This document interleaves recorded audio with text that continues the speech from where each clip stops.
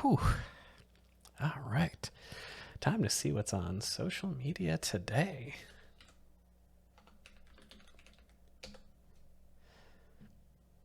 BRB, gotta get fisted in an Arby's parking lot. My childhood hero is a pain, and I want to break free. Sunbathing suits just shouldn't be worn by Don't some people. step on broken I just glass. saw Someone Day else After sees Tomorrow Dark again. Matter. Where did Shit is babies dope. come from? Can someone please teach me to dance when I'm not a book. expected? Don't Always stay in school. runs out of paper. Think about that. If only all the extinct You animals hadn't sound gone like Real you extinct, talk. they still would probably think be able to mirrors talk are by real. now. Psychic Some things. says You can I'm experience 10,000% Keanu Reeves. legit. It's what you do with the Why do space police Robots. enforce going speed on an limits when the apology tour Earth for is my moving family at a says, million I miles cried an hour? distilled tears. Shia LaBeouf. Jake Gyllenhaal. If you don't understand, maybe that's the point.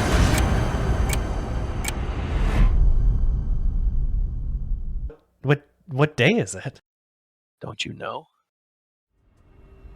It's Friday.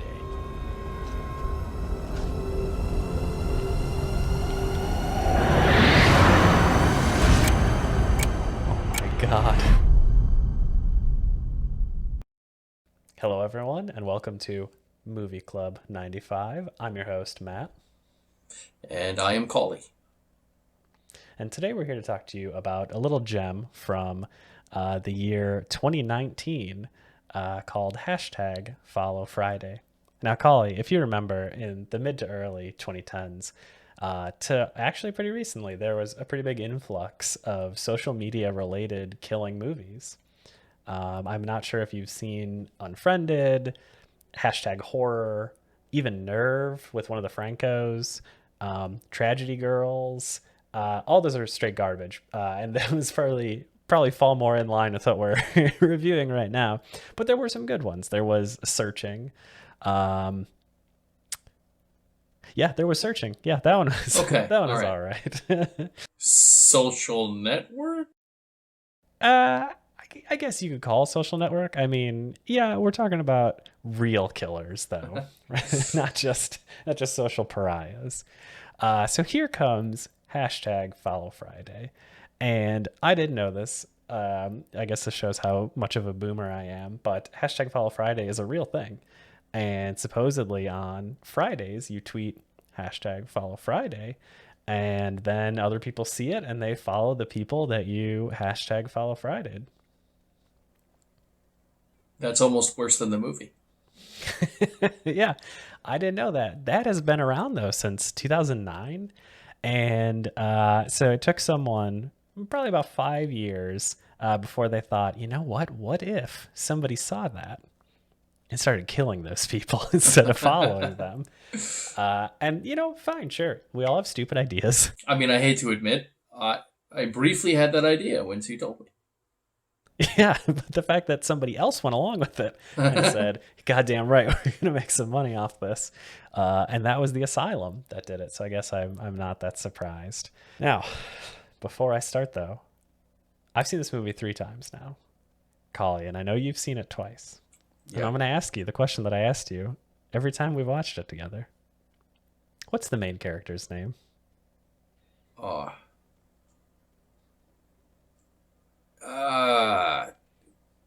Starts with a consonant. Yep. Definitely a feminine name. Yeah. You know what? I'm just gonna go numbers game. I'm gonna go Kate. And that's how good this movie is, that neither of us know the fucking lead person's name. It is Nabila. I watched this 3 times. I actually did a count to see how many times they said her name because I didn't think they said it at all during the movie. It's Nabila, right? Controversy. Cars from alumni donors. Nabila Merriman. Nabila, she's... Nabila! Nabila?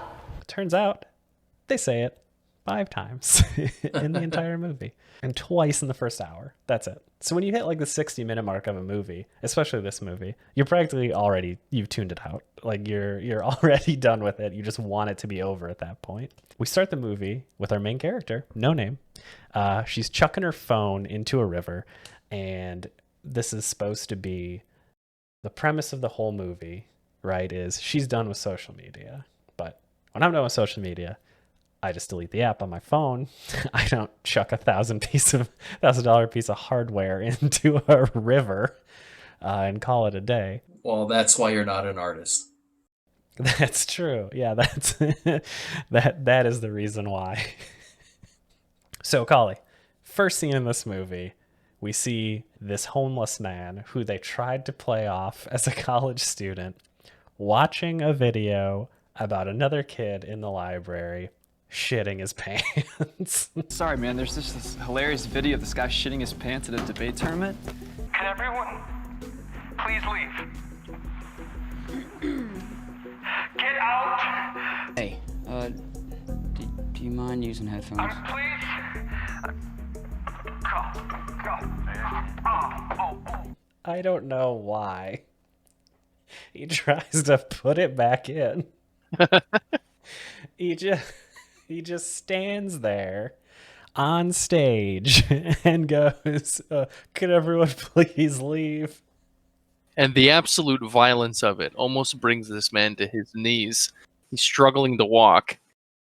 The pants are already gone. He has no pants left to protect, and he still insists on almost crab walking out of there. Why not just back away? Like, I don't understand turning to face the audience and showing them. Back away. Just bow your head a little bit.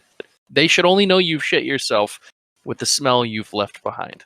And if you do it right, there should be no smell left behind, because you should book it out of there once you feel the tummy rumbles. So after this incredible sequence of events, right off the bat, a flash mob comes into the library, and I don't know. The flash mob comes into the library. Everything starts getting like super crazy. Nabila has a panic attack, so she leaves, and she meets up with the pants pooper because he's trying to talk her down, and I believe he says something like, we're not so different, you and I. And that whole speech. The script doesn't say it, but I'm sure Nabila was like, no, I didn't poop my pants. I just threw my phone into a lake. So after he tries to calm her down, he gets up and leaves, and he gets stuck in between the library shelf. It's not a labyrinth. Yeah. Hey, stop! I'm in here. Hey, stop! I was completely random, but the murderer, which is a whole nother, that's a separate conversation altogether. But the murderer somehow knows how to operate these bookshelves, these motorized bookshelves. And apparently they're completely unsupervised and not under any kind of lock and key. And it takes approximately 2.5 seconds to crush that man to death, in which at no point does he make any effort to leave. He's no. Oh no! Don't do that. Guy doesn't even try to push books off the shelves. Right. Library shelves are pretty big. Like, you could fit a human body parallel in the slots. But no, instead he does the whole, oh no, please. No, this hurts. Ouch. Oh. But, oh no, Collie. He doesn't get crushed to death. He gets stabbed in the fucking throat. Wait. He's already dead. Was he leaving a calling card?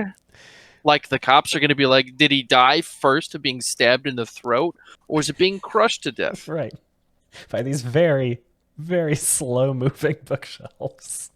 Yeah. So then the scene ends. The homeless guy takes a picture of it. He posts it on Twitter. That's a felony. You cannot post crime scene photos for open cases on Twitter. I'm pretty sure. I haven't read their terms of service, but it seems... I mean, if you get there before the cops. Yeah, that's a good point. Yeah, you're essentially work for a news agency at that point. Freelance. That's what they call it, freelance. Then we get introduced to my favorite characters. The kid and his mom playing detective. I wonder which one is the rookie loose cannon and which one is the veteran cop a month away from retirement. Blah, blah, blah. These kids are into some boring ass shit. My day we did blow and crash Trans Ams. Yeah. I wonder. I think experience is good for a detective, but I also believe that continence is also probably pretty important for a detective. I feel like she's too close to this case as a fellow pants defecator.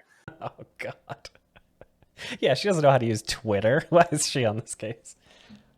So the only thing that really comes out of like the investigation that these two do in this next scene is that one of the flash mob people mentions that this was actually a gay men's choir retreat, and that's why they were there. Why this was in the library, and why there's only 4 men in the gay men's choir, I don't know. It's just another thing that they were like, oh no, there's a plot hole here. It's a pretty niche club.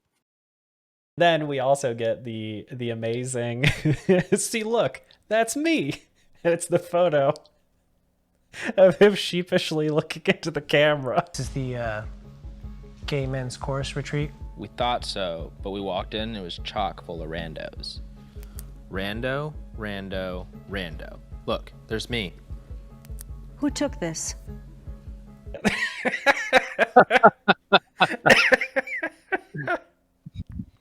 See, look, that was me. It's the next day at school. Everything's carrying on as normal, which weird. You know, would have thunk if there was a murder on campus, they would have shut things down for at least a day. But no, everything is carrying on as normal. Nabila goes to her counselor, and her counselor is a terrible person. And I believe also a dean. Yes, that's the twist, is that she's not just a shitty counselor who is a jerk to her students. She's the dean. I was doing better. That is until I found a dead body on Friday. I am deeply sorry that happened to you. The photo disturbed me. Deeply. Has everyone seen it now? I could say I'm just keeping tabs on the things my students are interested in, but I'd be lying. And after a week like this, it is hard to be off Twitter. I'm off Twitter. Well, The dean of being shitty to her students. Yeah, like there's no way anybody like that would ever be a dean of a college. And we get this awesome thing that she says is that she brags about Nabila not getting any death threats towards her. no incidents. I haven't had a death threat on your behalf in a while. That's not something anyone should brag about. We also, through the dean, find out about Nabila's past. Kind of. We find out that for some reason, or through some means of God, she got the entire basketball team suspended. We're introduced to the girl who's running for school president. And part of her campaign is to start a beef with the homeless man on Twitter because he was posting the corpse pics. So this is our first taste of the real meat and potatoes of this movie. The school president gets tweeted at from an account at Bleed You, and she's completely unfazed. We're rattling through these pretty quick, but like they introduce a lot of people immediately because they show the scene in the library. It's like a Breakfast Club situation. All these kids are in the library, and then they show each one individually. And the next person we see is Eric. And Eric has the most bizarre intro that I've ever seen for any character in any movie. Eric, from the murder? What? I mean, why not? Yeah. Pretty memorable. And I get it, right? Like that picture of that goofy kid, like he was in it with his back to the camera. I wouldn't consider that being in the picture. And don't you sometimes go up to your mom and be like, "Hey, Mom, it's me." From the birth? We're introduced to another character. Vivian, who I think her name's Vivian. I don't remember. But she's the best. She's the best actress in the entire movie, but a college student? I mean, come on. So one of the other girls in the library comes next. We're introduced to her because the homeless man is stalking her, and he is watching her workout videos on his cell phone in what I assume is a closet somewhere, because it just weird Dutch angle shot looks terrifying. Best. But if you're interested in weight loss, you need to focus on what you eat. One thing I do is take a photo of every single thing I put in my body and post Everything. it. That way. He follows her to like where she's working out. She's just like running the stairs at the college. I think it's a college. They never say it's a college, and it's kind of weird that there's only like 5 people that attend this college, and 4 of them are in the gay men's choir. But there's like this super awkward exchange about Twitter jokes. Hi, are you following me? Actually, you're the one following me? On Twitter. So clever. And so the best part about this, though, is that it's so cringy and it's so horrible. But immediately after, there's a tweet from Bleed You that goes, "Yeah, I pick Allie over Shelton." We're ragging on this 35-year-old homeless guy, and rightfully so. Like, he's the worst. He's saying so many sexist things about all these women. But I don't know why Bleed You picks Allie over Shelton. This guy sucks. Like, we're 15 minutes into the movie, and I was hoping he would already be dead. Allie is upset because she didn't think that she should have started the fight with Shelton, so at the dinner table, she just talks to nobody. This is out of control. Literally everyone at the school is out of their mind. I wish that I had never said anything. Shelton is an a-hole. She says it directly into the cue card. It looks like she's talking to the waiter, and can you imagine the poor waiter at that Olive Garden? I wish that I had never said anything. I wish you'd order your fucking entree. Shelton is an a-hole. Another round of breadsticks then. Okay. And we also get one of my favorite nonsense clips. Those are kind of like votes, right? Strap holes. Strapples? Strap holes. The more I watch that clip and the more I try to understand it, I think the direction was say the word straw polls, because, you know, it's like an election thing, right? So, and she's like, "Oh, you're ahead in the polls." And then that caused the girl to just Strapples? go, "Strapples?" We see Shelton in the middle of the road, and he's tweeting to the fitness girl who, remember, he just stalked at her workout. Women love that. Women love it when you stalk them at where they're working out and hit on them. And anyway, he says the line, "I want to turn you into a pretzel and lick the salt off." Oh. Not only is it insanely cringy coming from him in general, what does that mean? So I've thought a lot about this phrase, and it means he wants to ruin her, because what ruins a pretzel worse than removing the salt? It's also disgusting, though, because people are only salty when, like, they sweat a lot. So he wants to remove her bones after a workout and then, like, eat her skin. This movie does do a very good job of, like, giving us a red herring on who's the killer. Because they say, "I'm Eric from The Murder." Okay, well, it's probably that guy. And then you've got Shelton who says, essentially, "I want to remove your bones and eat your skin." And he's stalking these women.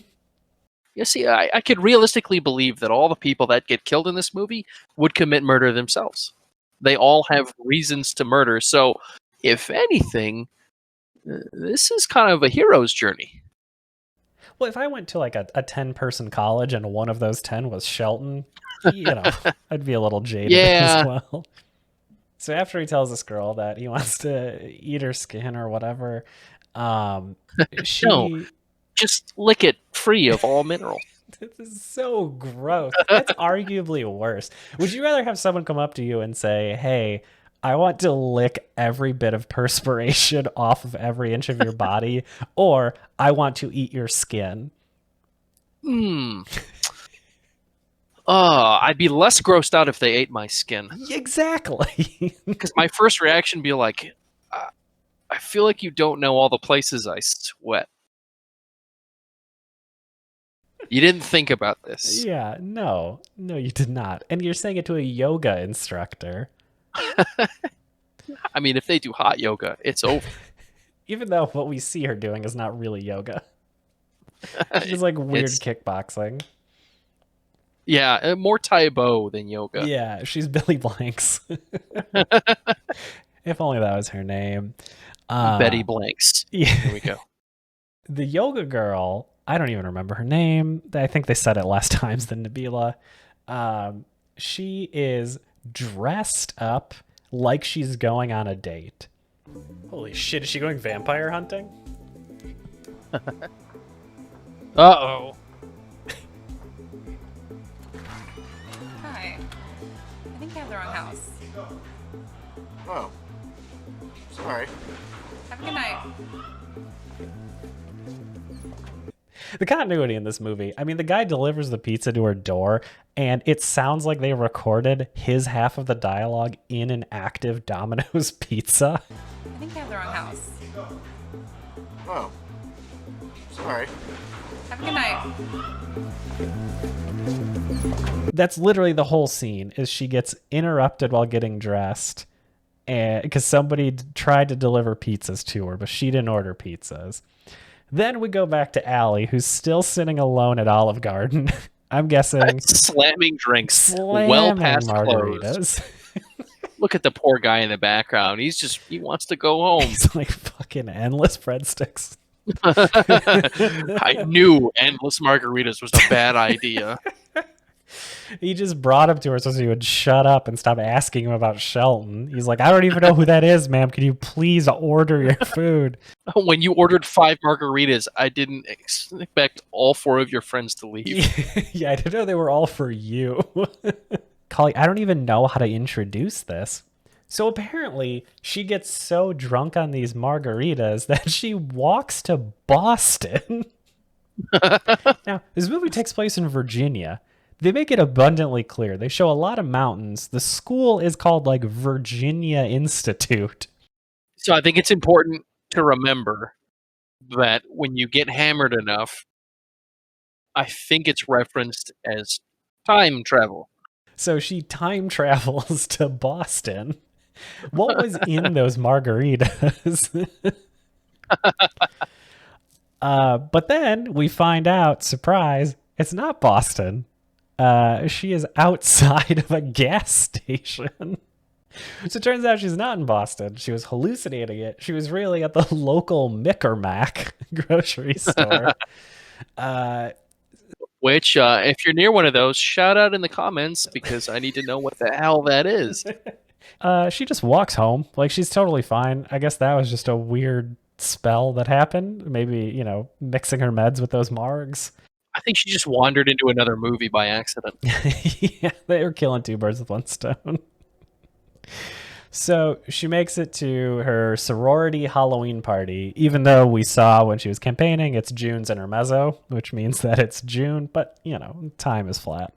So she makes it home to her sorority Halloween party and dies. That's pretty much it.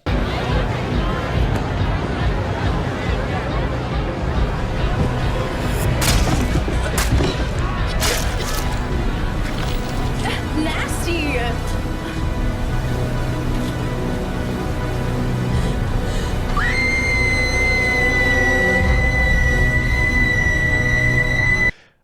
So that pans out to nothing because even though there were 2 stabbings now in the past week, school's still going on. Everything's going on like normal.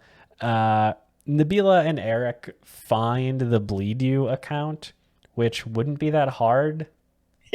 It's an open account. Right. It's like a Twitter account that tweeted the person and said, I'm going to fucking kill you. And they're like, huh, this is odd. I tracked him down. I hit reply and there he was. I'm a detective. And the only thing that we figure out after they find it is that the director has a weird fetish for Zayn Malik. Maybe it was Zayn Malik.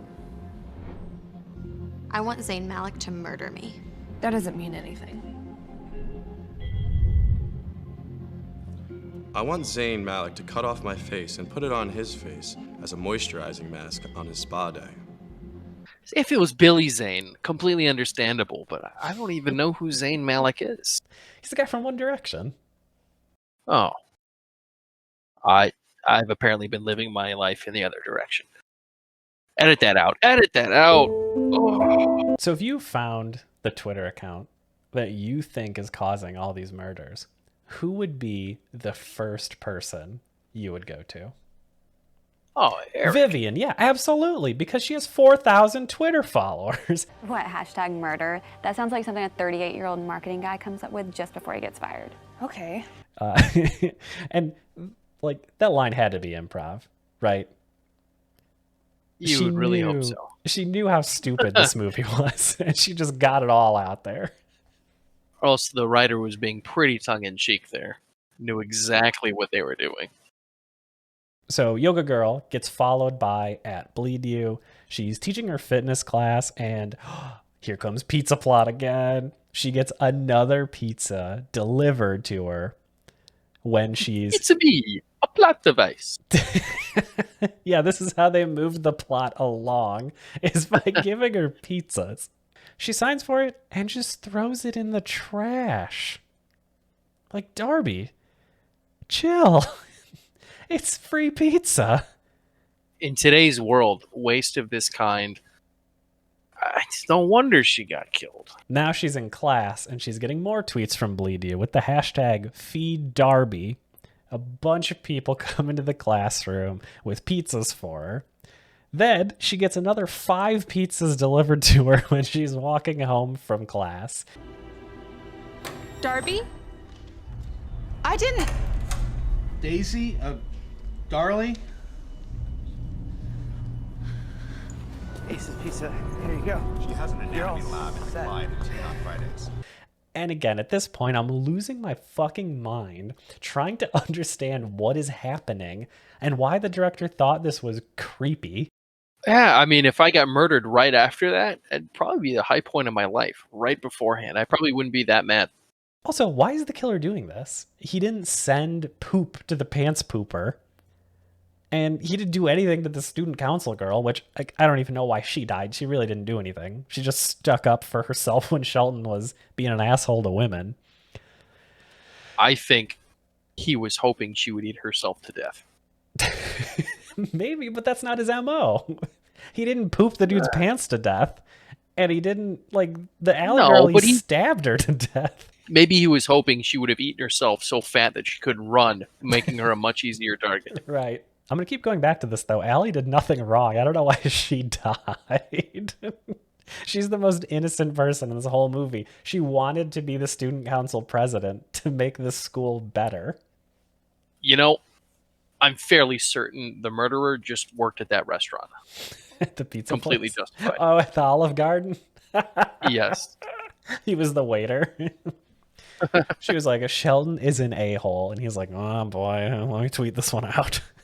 After she gets all these pizzas delivered to her, she goes on a walk at midnight. And the clock strikes Friday. Not midnight, the clock strikes Friday.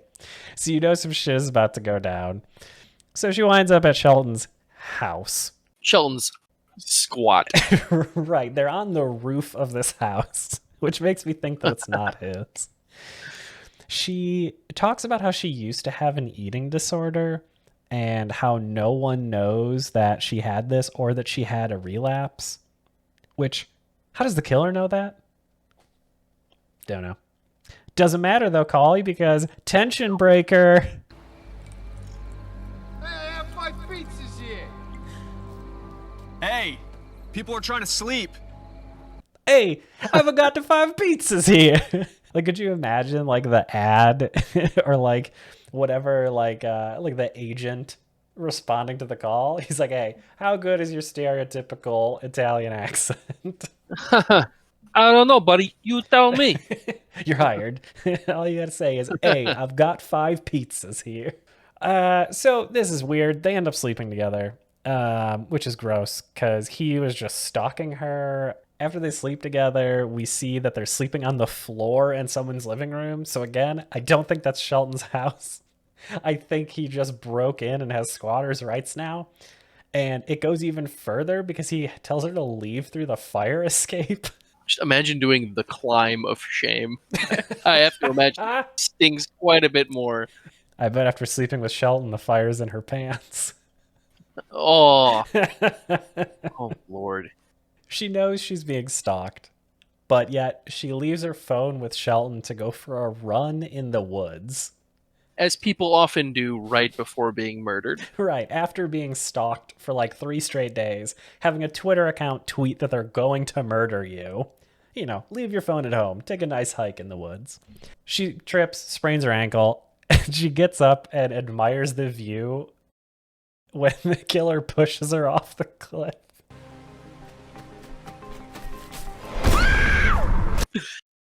And much like the magic bullet, makes a series of impossible maneuvers to land backside down, facing up, with the better part of a tree stump protruding from her chest. Which, that thing was so... For a tree branch to be that pointy, there's no way it could go through her entire body from the 4 feet that she fell.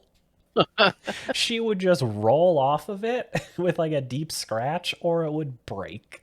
I don't know. She was eating a lot of pizza. That might have weighed her down. At this point, Vivian, our 35-year-old superstar, tweets out that if you get Follow Friday'd by the account at Bleed You, he'll kill you. Great. Movie over. But no. So instead, she tells this to Child Cop, and Child Cop gets mad at her for compromising their investigation. Oh, God. And she responds exactly how I would. I figured it out by spending an hour on Twitter after 3 people had already died. Anyway, next scene, Shelton fucks the dean. So it's Friday again. And all right. The dean is updating everyone on their new improved cybersecurity protocols. And all of a sudden, every student gets a notification telling them that there is an active shooter. Then the power goes out. Then the dean dies. That's pretty much the whole scene. We do get the pretty solid Jurassic Park scene, though, where Nabila hides under the cabinet, and I thought she was going to pull down the front, and it was going to be the mirror, you know, just like in Jurassic Park with the raptors. Although, pretty insulting to compare those raptors to Bleed Me. I love how Shelton, in typical squatter fashion, decides to just hide in a bathroom stall. Yeah. Well, that's where he sleeps, so he just went home. So Nabila and Eric get together to find out who the murderer is, because I guess Eric is a hacker, and if that didn't make him incredibly irresistible to Nabila, he then proudly tells her this man chiseled out of stone is also a Reddit moderator. And I'm the moderator. I'm tough. But fair. What's that mean? I mean, I don't let my personal biases get in the way of my modding. Chiseled out of stone. He's... Wet bread, stone, you know. Same thing. Wet bread, earwax. Baloney. A collection of fused toenails. So they both think that Shelton is the one who's the killer. Because then at this point, the movie is basically telling us it's either Shelton or Eric, right? But the fact that Eric, who can barely lift his own arms up, I don't think he's the murderer.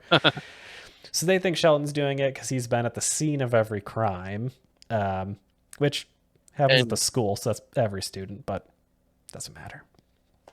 And the guy who wants to, you know, lick the salt off your skin. Right. Usually a good first guess. Right.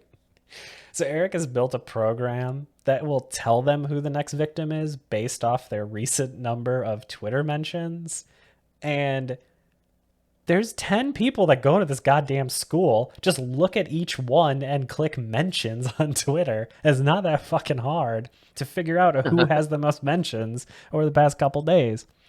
But anyway, he runs this super elaborate program, and it's taken a long time, so they just they cut to Friday again.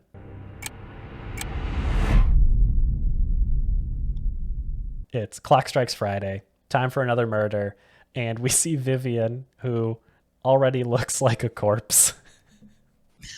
The school is having a vigil for the 4 people that have died in 4 weeks. School's still on, though. Grades before safety. Shelton shows up to pay his respects, and everyone starts being an asshole to him since he's a huge suspect in the case. Somebody throws their drink on him, and then the next guy goes, dude, you smell like alcohol. Hey, man, be respectful. Hey! Aren't you a suspect in all 4 murders? Look who it is. Just passing through, man. I mean, You reek of alcohol. Which would have been true whether or not someone spilled anything on him. Dude, you smell like menthol, piss, and alcohol. Yep, it's Friday. And then, so after this, he gets set on fire. ways for them.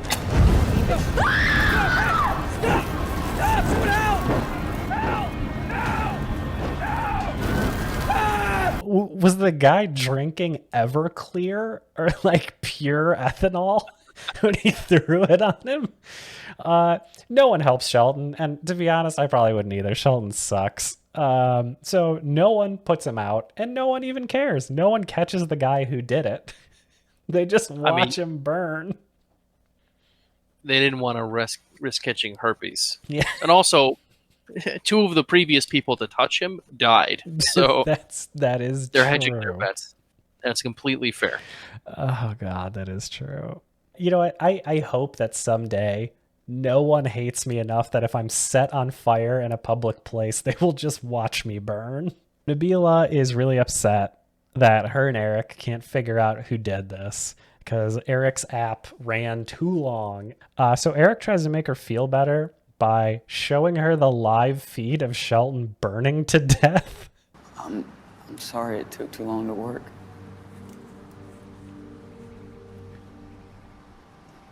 Look at this shit.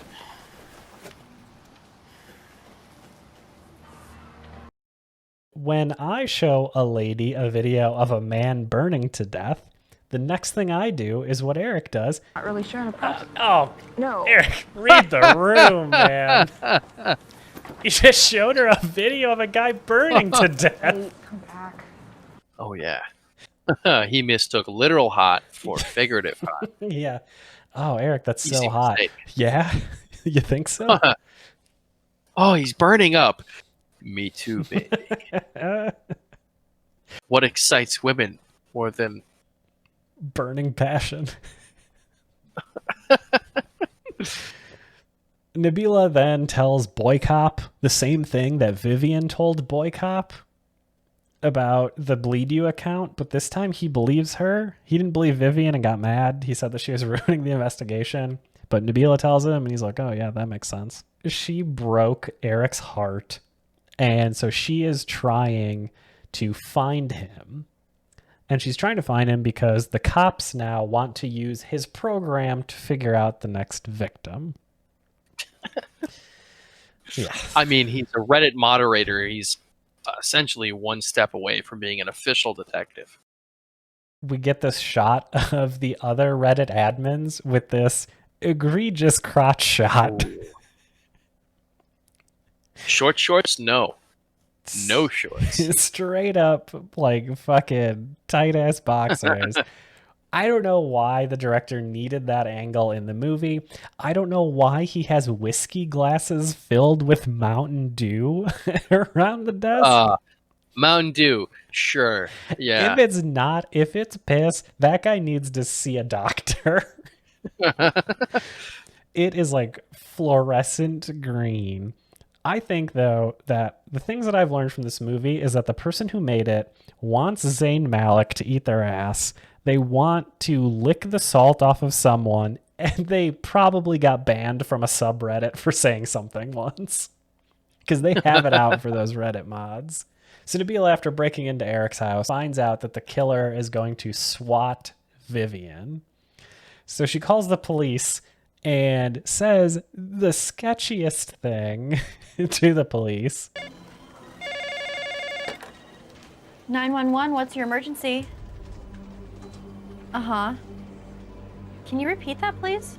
I'm saying someone is going to make a 911 call about a mass killing or a mass shooter, possibly something about a bomb or something that would trigger a rapid response tonight. And they're lying and you shouldn't listen to them. Someone's going to call in a fake SWAT, but I swear And you to have to God, ignore it. Yeah, it's not me. No. This isn't the fake SWAT. The other one, the next one, that's the fake one. This is the real one, but just ignore the other one. So sure, the 911 operator loved that. So that doesn't work. SWAT team busts in and Vivian's upstairs, but Vivian's white, so she's fine. In comes the boy detective, though, and one of the SWAT guys shoots him in the chest and runs away. Vivian's outside vaping. Cool as shit. Hell yeah. Who says you have to be lame as shit at 35? They didn't find the boy cop, which I think is weird because he got shot on the stairs. So presumably the SWAT team just walked over his corpse and just completely ignored him. They don't see the guy standing right behind her, apparently, and she just gets stabbed.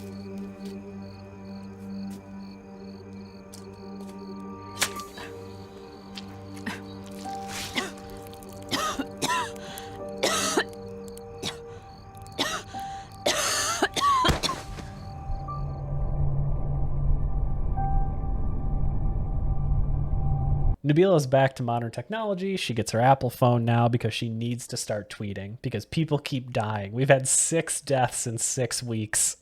The cops cannot solve this very simple murder that these 2 children have solved in the first week.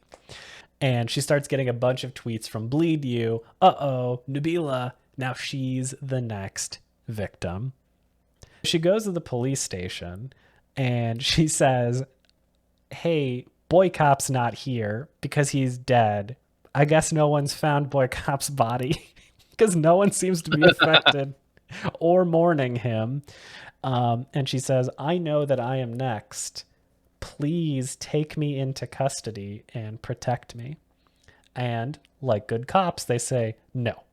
The old lady cop, the mom, boy cop's mom, says, plays it up like, oh, are you confessing to a crime? We're going to have to put you in holding, young lady.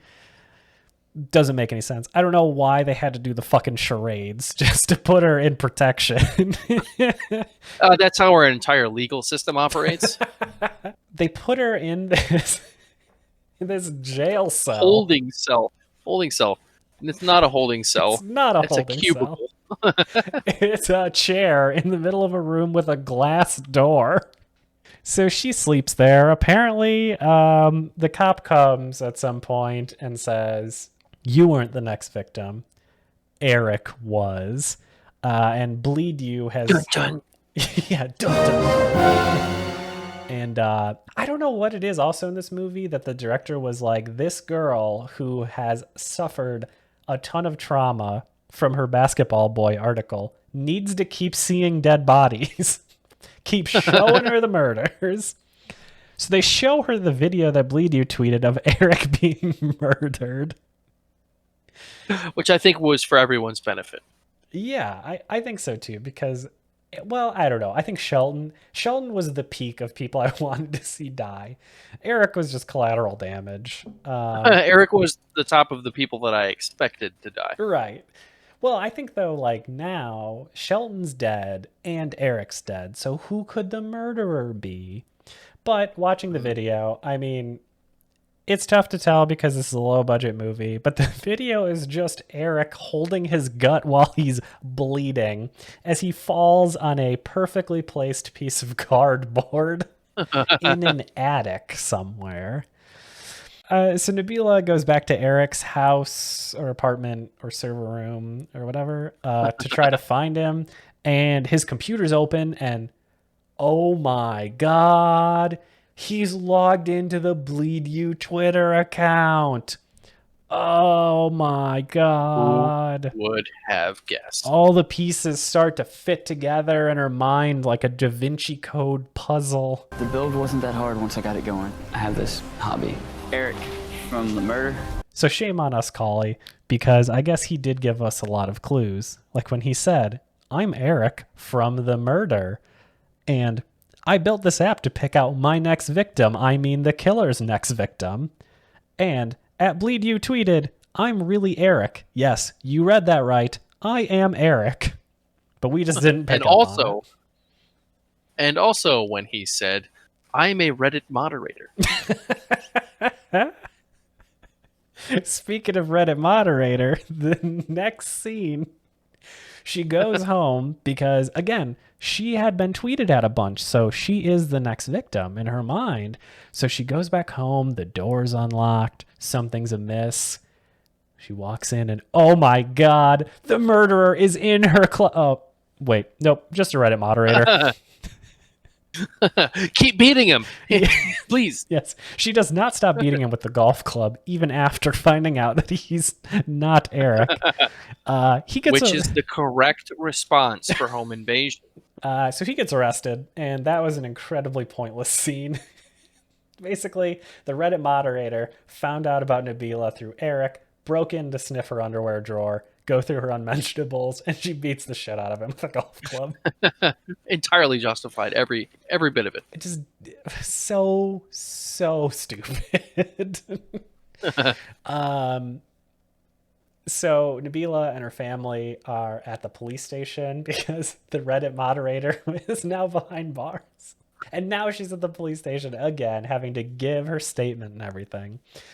She goes outside and does one of the, I'm just going to walk backwards everywhere because I got nothing to worry about. Surprise, surprise, she gets kidnapped. We find out that Nabila was kidnapped by Eric from The Murders. And he brings her to an abandoned theater. Not really abandoned because all the lights are on. And I'm just gonna lay this scene out because a lot happens, and as with everything else in this movie, it's all nonsense. Nothing matters. He brings her to the abandoned theater. It's not really abandoned. He takes her phone and holds her at gunpoint. A group of people enter the theater, which again is the Gay Man's Choir. So maybe this is their second retreat. They're all drinking 40s. Which, okay, yeah, that's what college kids do. I remember that. Eric shoots in the air to get them to scatter. The FBI comes in and Eric runs away. And for the first time, the FBI are where they need to be when they need to be. Yeah, exactly. Finally. And then just like real law enforcement, somehow don't catch the guy. Yeah, well, and they still haven't found Boy Cop's body. So he's just decomposing in Vivian's house. Nobody seems to notice. Which would have been Shelton's new place. What a shame. Yeah, now it's gone to waste. It didn't have a fire escape, so he couldn't get into it. Eric and Nabila, and I want to be very clear when I say this, run two completely opposite directions in the theater, yet he finds her immediately, holds her at gunpoint again, and he is mad that she told everyone he was the killer. He says he's not the killer, but he's holding her at gunpoint in an abandoned theater. Because you show up here covered in blood and pointing a gun at me after you kidnapped me and dragged me to the abandoned theater. Which doesn't scream innocence to me. I'd love to see like the judge during that court case. So you held the witness up at gunpoint in an abandoned building because you were innocent? Yes, Your Honor. Okay. All right. Case dismissed. I had to prove I was innocent, which means I had to be very convincing. I couldn't leave any doubt. And what leaves less doubt than a handgun to your face? Right. So to prove he's not the killer, even after all this, he puts the gun down. And as soon as he puts the gun down, here comes the killer, just fucking booking it from seemingly nowhere, the corner of the theater, right at them. So they scatter. Eric tells Nabila that he's not the killer. He just hacked the killer's Twitter account and Follow Friday'd himself so he would be the next victim. Then he tries to get himself arrested, and that doesn't work. So his next thought was, I'm going to pretend to die. So he posted the video himself. But again, this logic doesn't make any sense because he posted the video from the killer's Twitter account. So obviously the killer would know that he did not kill Eric. So that doesn't make any sense. So the killer grabs Eric and roughs him up. Nabila runs outside and posts a selfie to lure the killer to her location, even though she's 10 feet away from him. She could have just said, I'm out here. I hope nobody killed me. Right. Wow, look at all this nobody around me. I'm so vulnerable. I'm safe in this dark alley facing the street. I'm not even going to look towards where you'd be coming from. So the killer walks up, and just as he's about to stab her, here comes Eric to the... Eric gets stabbed. Oh. Well, Eric's dead. The killer then wrestles with Nabila, and here comes the FBI agent from across the street. Wonderful timing. Yeah. Wonderful placement. Yeah. Well, she got so lost in the theater, she walked through a different dimension and came out across the street. Yeah. So you can find the murderer at the perfect moment, but your partner's corpse is still disintegrating on his staircase. And you couldn't find him during the 6 prior murders. Yeah. It took place over almost 2 full months. I'd like to point out that the same officers that are probably storming that building right now are among the ones that failed to find the corpse of their friend as they went down the stairs. And you're counting on these people to save your life. If it wasn't for that female FBI agent, they'd all be dead. Yes. Everyone would be dead. 100%. At this point, we've spent about 80 minutes trying to debate whether it was Shelton or Eric who was the murderer. They're both dead now, so we know it wasn't either of them. So who could it be? The FBI agent reaches down, takes the mask off. And who was the Bleed You killer? It's... Who knows? Who is he? Do you know him? No idea. Nobody was the goddamn killer. She doesn't recognize the killer. He's just some random guy. Feel betrayed. It just... It goes to show you it could have been anyone. Just fuck off, movie. Just fuck off. It's so stupid.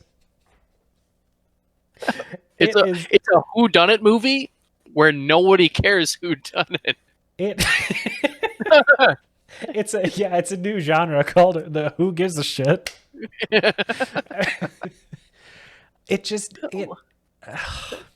Literally a game of Guess Who, where the answer is an actual card.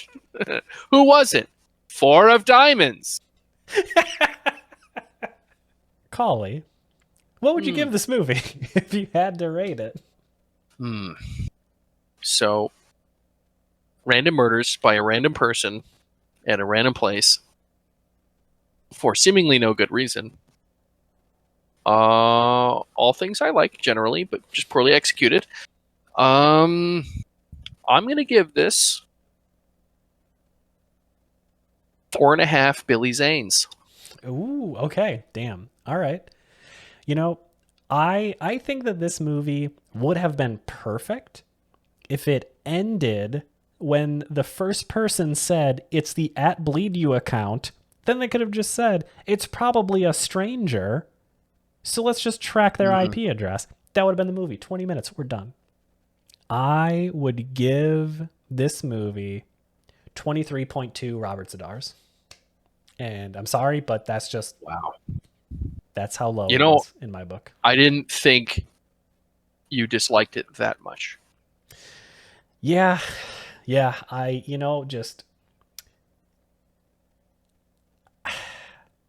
Nothing happens. Nothing happens. Nothing makes sense. I know. Nothing happens.